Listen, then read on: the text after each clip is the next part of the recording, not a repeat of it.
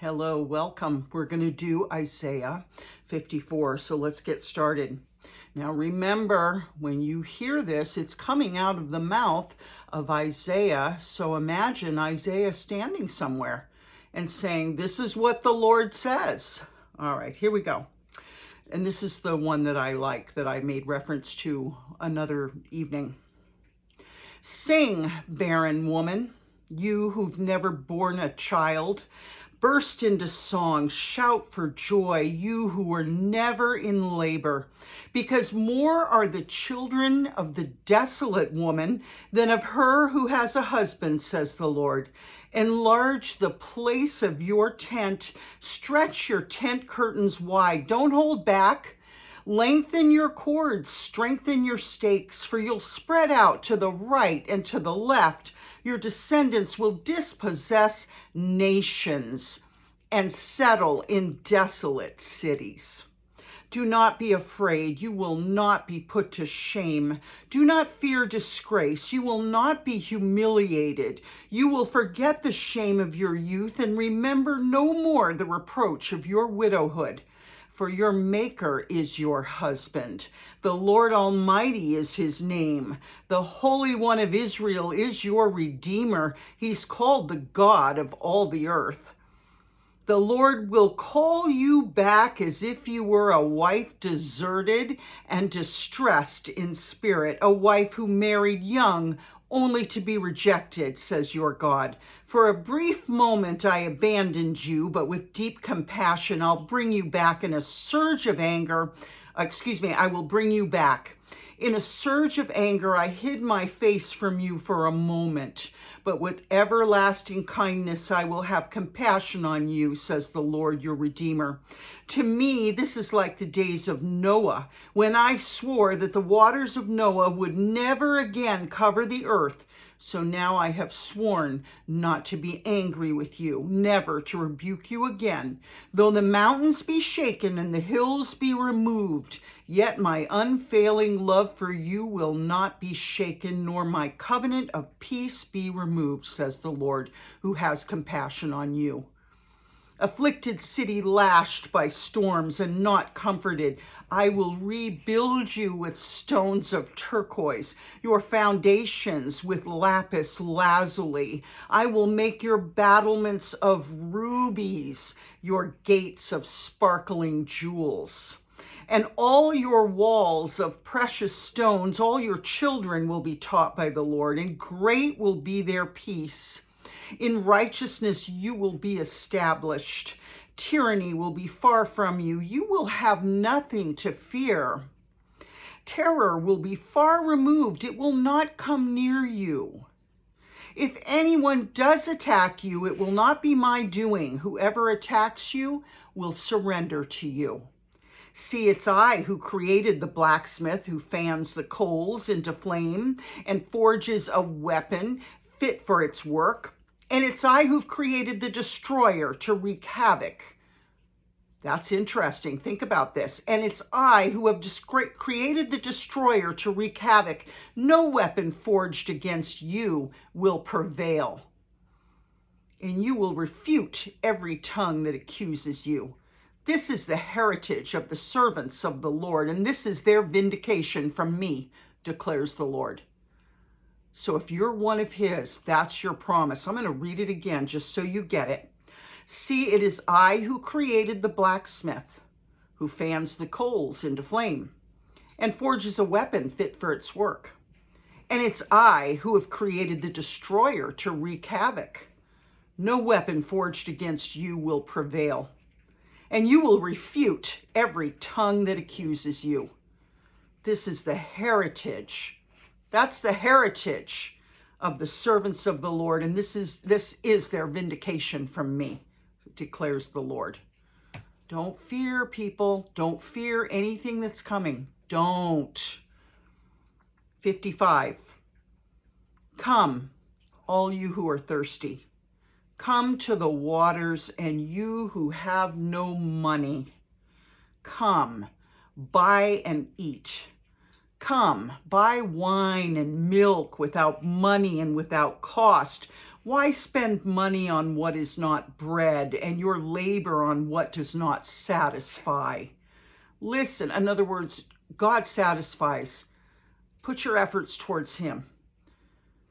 Listen to me and eat what is good, and you will delight in the richest of fare. Give ear and come to me. Listen that you may live. I will make an everlasting covenant with you. My God, that's so beautiful. The Lord Almighty wants to make an everlasting covenant with us, with you as an individual, with me as an individual, with us as a whole. A beautiful promise. Something about that is even romantic. It's so beautiful. I mean, could we have a more beautiful lover of our souls? I will make an everlasting covenant with you, my faithful love promised to David. See, I've made him a witness to the peoples, a ruler and commander of the peoples. Surely you will summon nations you know not, and nations you do not know will come running to you. Because of the Lord your God, the Holy One of Israel, for he's endowed you with splendor. Seek the Lord while he may be found. Call on him while he's near. Let the wicked forsake their ways and the unrighteous their thoughts. Let them turn to the Lord, and he'll have mercy on them, and to our God, for he will freely pardon.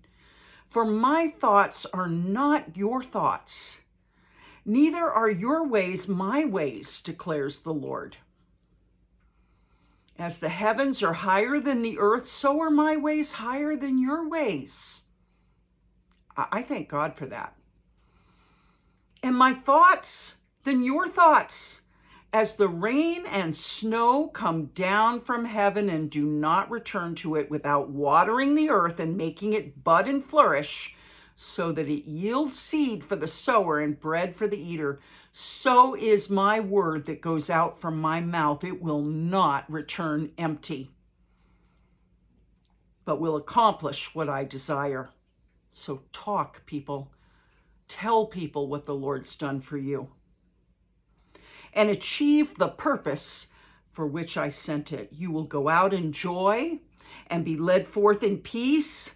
The mountains and hills will burst into song before you, and all the trees of the field will clap their hands. Instead of the thorn bush will grow the juniper, and instead of briars, the myrtle will grow. This will be for the Lord's renown, for an everlasting sign that will endure forever. Isaiah 56. This is what the Lord says, Isaiah says. So everybody perks up their ears to hear what the Lord's going to say out of Isaiah's mouth. Maintain justice and do what is right, for my salvation is close at hand and my righteousness will soon be revealed. Blessed is the one who does this, the person who holds it fast, who keeps the Sabbath without desecrating it and keeps their hands from doing any evil. Remember, folks, I said now's not the time. Let no foreigner who's bound to the Lord say, the Lord will surely exclude me from his people. And let no eunuch complain, I am only a dry tree. So the Lord's including everybody. For this is what the Lord says to the eunuchs who keep my Sabbaths and choose what pleases me and hold fast to my covenant. To them I'll give within my temple and its walls a memorial and a name better than sons and daughters. I will give them an everlasting name that will endure forever. And foreigners who bind themselves to the Lord to minister to him, to love the name of the Lord, and to his servants, all who keep the Sabbath without desecrating it, and who hold fast to my covenant, these I will bring to my holy mountain and give them joy in my house of prayer. Their burnt offerings and sacrifices will be accepted on my altar, for my house will be called a house of prayer for all nations. The sovereign Lord declares, he who gathers the exiles of Israel, I will gather still others to them besides those already gathered. Excuse me. Come, all you beasts of the field, come and devour. All you beasts of the forest. Israel's watchmen are blind. They all lack knowledge. They're all mute dogs that can't bark. They lie around and dream. They love to sleep. They are dogs with mighty appetites. They never have enough. They are shepherds who lack understanding. They all turn to their own way. They seek their own gain. Come, each one cries, let me get wine. Let us drink our fill of beer, and tomorrow will be like today, or even far better. So the foreigners and the eunuchs will be accepted. But apparently there's some drunk watchmen who are the Lord's own that are actually watching over the city are not doing what they're supposed to be doing. All right, so I'm going to give you a bonus here. We're going to do Isaiah 57. And there are 66 chapters in Isaiah, by the way. I don't know why I thought 50. The righteous perish, and no one takes it to heart. The devout are taken away, and no one understands that the righteous are taken away. To be spared from, I say this all the time. Okay, listen to this. The righteous perish, and no one takes it to heart. The devout are taken away, and no one understands that the righteous are taken away to be spared from evil. You know, I always say that. I say he was rescued. When people die, I'm like, he was rescued. You know, he was rescued. Death is a rescuer sometimes. You know, the Lord uses it to pull his people out. Now, I know a lot of you love Kim Clement. I'm not real big on Kim Clement, but he died pretty early. He gave his prophecy, he did his work, and he was gone at 60 or 61. Okay, younger than me. And younger than a lot of you. And he was out of here. And so when he did what he was supposed to do, which was give all those prophecies, boom, the Lord took him home. And it says right here, the righteous are taken, no one understands, but the righteous are taken away to be spared from evil. People are like, oh my God, Kim Clement is gone. But they don't realize the Lord took him away before evil could even touch him. Okay, now, I actually met Kim Clement about 35, 40 years ago when he was just starting his ministry. I was in LA and he came through and he was preaching in the different churches, and he came to our church one night and he did his thing. And it was just so weird to see him just go, whoop, the Lord just exalted him. All right. So I'm going to read it again. The righteous perish and no one takes it to heart. The devout are taken away and no one understands that the righteous are taken away to be spared from evil. Those who walk uprightly enter into peace. They find rest as they lie in death. But you, come here, you children of a sorceress, you offspring of adulterers and prostitutes, who are you mocking?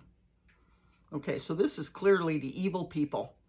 And for those of you who are frustrated with what we're seeing today with lots of evil people who are mocking, think about this right here, because Isaiah is speaking the Lord's word, and here it is. Who are you mocking? At whom do you sneer and stick out your tongue? Are you not a brood of rebels, the offspring of liars? Okay, I'm going to go right up one more verse. I'm going to go back to verse 3. All right, so it starts out by saying the righteous go home because they're being spared from evil. Okay? Then it goes right into, but you, come here, you children of a sorceress, you offspring of adulterers and prostitutes. Who are you mocking? Can you imagine Isaiah saying this and how the people must have kind of quaked listening to this, the evil ones that weren't the Lord's? At whom do you sneer and stick out your tongue? Are you not a brood of rebels, the offspring of liars? You burn with lust among the oaks, and under every spreading tree you sacrifice your children in the ravines and under the overhanging crags. That's pretty specific. That tells me the Lord is there watching. The idols among the smooth stones of the ravines are your portion. Indeed, they're your lot. In other words, that's what you get. Yes, to them you've poured out drink offerings and offered grain offerings. In view of this, should I relent? You've made your bed on a high and lofty hill. There you went up to offer your sacrifices. Behind your doors and your doorposts, you've put your pagan symbols. Forsaking me, you uncovered your bed, you climbed into it and opened it wide. You made a pact with those whose beds you love, and you looked with lust on their naked bodies. You went to Molech with olive oil and increased your perfumes. You sent your ambassadors far away. You descended to the very realm of the dead. And that's what sorcery and witchcraft is, people. It's not life, it's death. It's earthbound. It's dirt and filth and dead leaves and coffins. That's what witchcraft and all that stuff is, and all that alchemy. It's filthy. It's not heavenly. It's not, our beautiful Lord who's made a beautiful covenant with us. It has nothing to do with beauty. It has everything to do with filth and death. Stay away from it. Stay away from horoscopes. Please, I'm so tired of seeing Christians putting up horoscopes. If you believe in Jesus Christ, throw that stuff as far away from you as you can get it.